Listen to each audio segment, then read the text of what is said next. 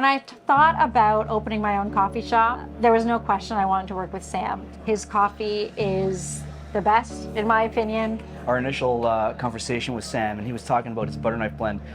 He kind of described it. He goes, "Oh, the butter knife is perfect. It's got all the base, it's got all the treble, it's got everything that you need." And I thought to myself, this guy is 100% right. Like, that butter knife espresso is just perfect on so many different levels. Like, it's approachable. It's complex, it's delicious, and it's well known throughout the city. And I wasn't a huge coffee guy all those years back again. For me to like the coffee was kind of a big deal. It's like, oh, okay, if this is something that Paul can drink, then this is something that anyone can drink. And I also remember reading an article about Sam and how he got his start and his approach and the simplicity even in his approach to running a cafe.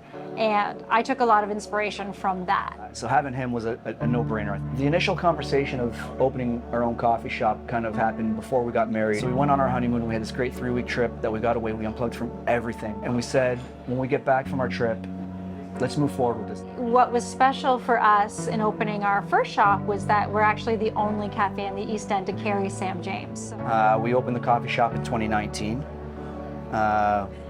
We closed the coffee shop in 2020. Little did we know that we'd be through a pandemic, that, you know, lots of curveballs would be thrown our way. We reopened in 2020, had our son in 2021, and having a family sort of grounds you. You build a business for yourselves and for the community, and then you start a family and you realize that you're building it for so much more than that. I guess we weren't busy enough, so in 2023 we decided to open a second location. And opening another shop was always something that we had in the back of our minds. It wasn't a big priority to open a second shop right now, but just a great opportunity came and we took it. And it fit so well, and we decided to just jump in.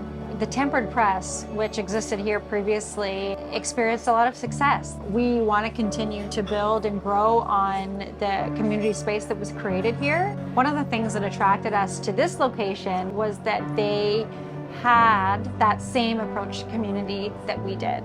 Our Gerrard Street location is all about community. It's all about regulars. It's about, you know, making those connections and getting to know people you're going to see every day. Even though we're in Trinity Bellwoods, it's a very residential neighborhood. It's mostly regulars as well, and the staff had created tight bonds with the community.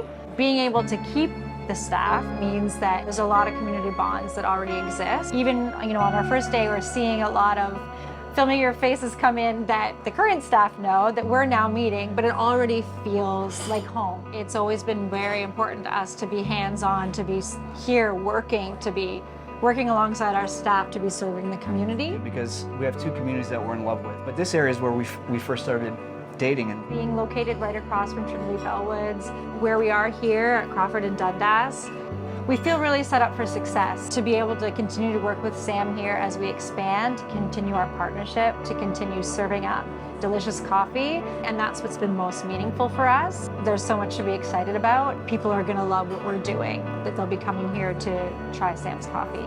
We're really proud to still be here, we're proud to be expanding, and we're proud of our roots. You know, you get home and you're tired and you're beat, but you realize why you're doing it and what you're doing it for, and I think that's really important.